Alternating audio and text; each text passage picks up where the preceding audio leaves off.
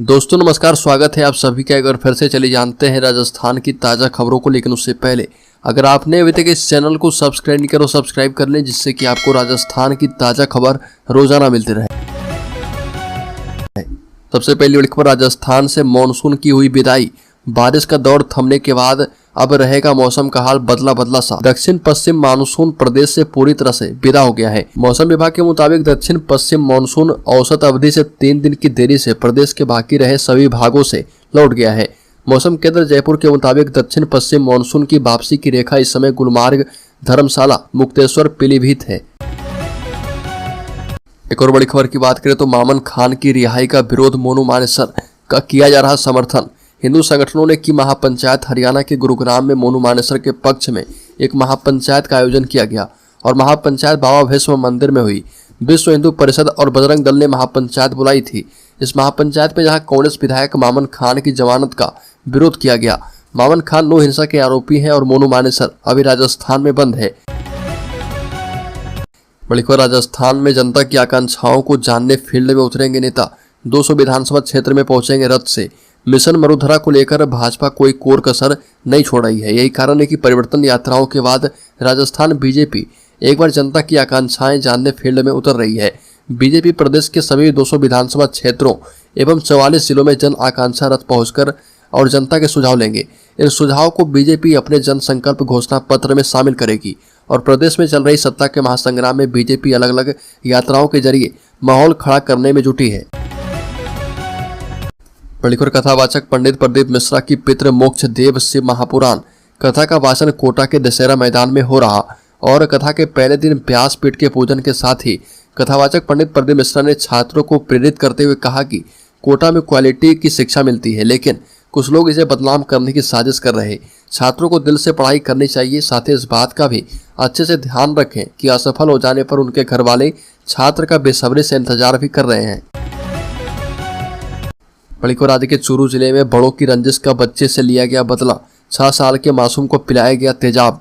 राजस्थान से दिल दिला देने वाली घटना सामने आई है, जहां पर चूरू जिले के सादुलपुर उपखंड के सिद्धमुख थाना इलाके के हसियावस गांव में बड़ों की आपसी रंजिश में 6 साल के मासूम बच्चे को तेजाब पिला दिया गया और इससे मासूम बच्चे का मुंह बुरी तरह से झुलस गया। उसे गंभीर हालत में हरियाणा के हिसार ले जाया गया और यहाँ पर उसे अस्पताल में भर्ती करवाकर उपचार किया जा रहा। बड़ी खबर, राजस्थान बोर्ड के 10वीं 12वीं के छात्रों को राहत। अब 6 अक्टूबर तक भरे जा पाएंगे मुख्य परीक्षा के आवेदन फॉर्म। राजस्थान माध्यमिक शिक्षा बोर्ड की कक्षा 10वीं एवं 12वीं की मुख्य परीक्षाओं के ऑनलाइन आवेदन भरने की लास्ट डेट 6 अक्टूबर तक बढ़ा दी गई है। चालान जनरेट करने में आई समस्याओं को देखते हुए बोर्ड प्रशासक CR मीना ने यह निर्णय किया है। बोर्ड की परीक्षाओं के लिए आवेदन की विलंब शुल्क के साथ अंतिम तिथि 27 सितंबर तय की गई थी और इस तिथि तक जिन स्कूलों ने अपने स्टूडेंट्स के लिए आवेदन भर लिए और चालान निकाल लिए, उन्हें 4 अक्टूबर तक परीक्षा शुल्क जमा कराने के लिए कहा गया था और जिन स्कूलों के चालान जनरेट हो गए थे उन्हें फीस जमा कर दी है।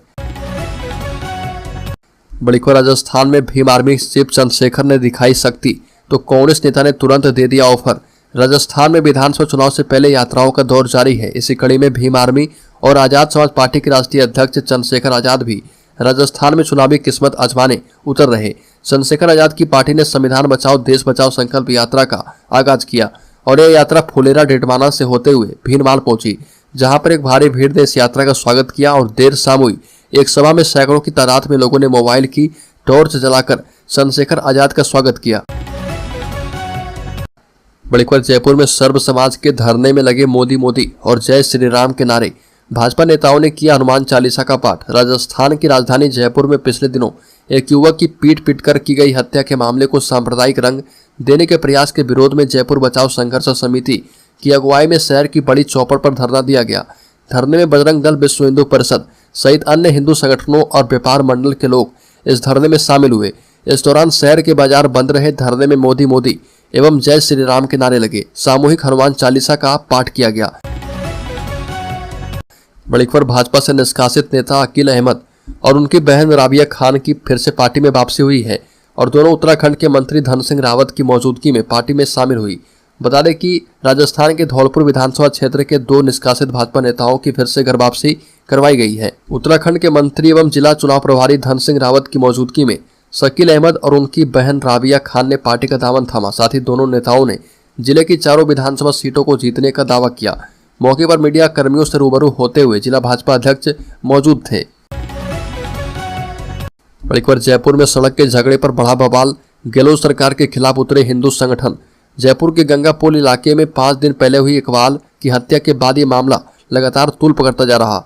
इस मामले में गहलोत सरकार की कथित तुष्टीकरण की नीतियों के विरोध में जयपुर बचाओ संघर्ष समिति की ओर से बड़ा धरना दिया गया।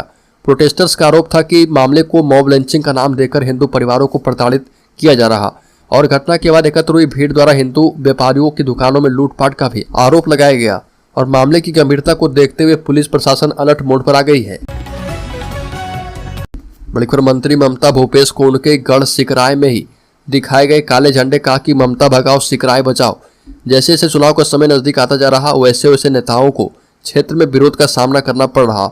दौसा के सिकराय से विधायक और सरकार में महिला बाल विकास मंत्री का काफिला गोठड़ा के रुड़मल बास में होकर जैसे ही गुजरा तो कुछ युवकों ने भूपेश की गाड़ी के सामने काले झंडे लहरा दिए।